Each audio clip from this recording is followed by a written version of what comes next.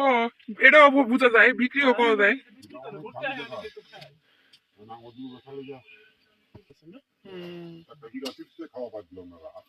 আর আপনাকে এখন কত দিব? আপনার এখানকারই তো, গাজীপুরেরই না? ভাই ভিটা কেন নিব? পুরা তো হয়ে গেছে। কোন দাম চলছে 70? আমি 70 কোন দাম আছে আমি তো কইতে কম। জানি না, এই প্রথম তোর মেডাইলাম এই কলসির মধ্যে কি বানায় দেওয়ার লেগা।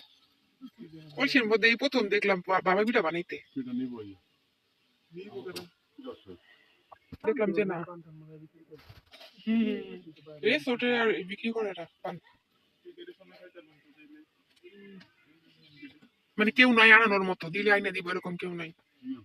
পান পান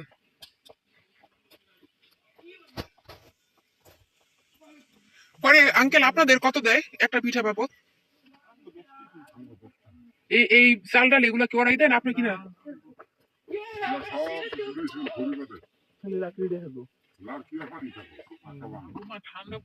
বসায় আপনাদের? ও রিজিকের মালিক আল্লাহ।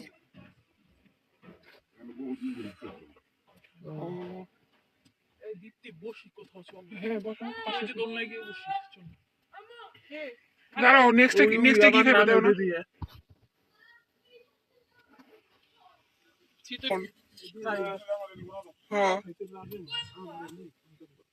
আমি ওই যে পোলাও 2 লোক মুখে দিছি, পর জিজ্ঞেস করেন হবে আমার মানে রুচি চলে গেছে। আমার পেটে এখনো ক্ষুধা, কিন্তু আবার দিতে হচ্ছে।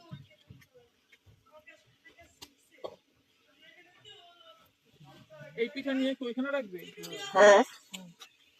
এইখান থেকে গরম গরম না, ওইখানে এখানে সবাই আসবো না তো, অফিসিয়াল না।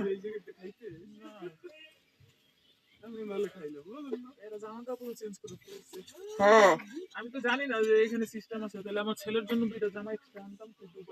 বাচ্চা পোলাপা নিলে তুমি ড্রেস চেঞ্জ করুক না করুক সবসময় এক্সট্রা রেখে দিবা। রাখি, কিন্তু আজকে হয় নাই। হ্যাঁ, আমার সাথে এগুলো তো চেঞ্জ করবে যে বলেই নাই।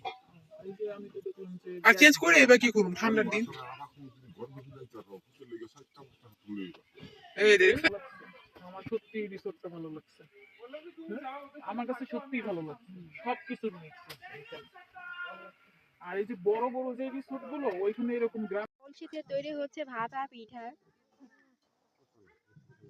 এই জায়গায় দাঁড়ায় আরো শরীরটা গরম হইলো, ভালো হইছে। ঠান্ডা। ওই ওরা বসলে একটাই বসবো, দুইটা কি আর বসবো? তুমি তো কখন থেকে আসতে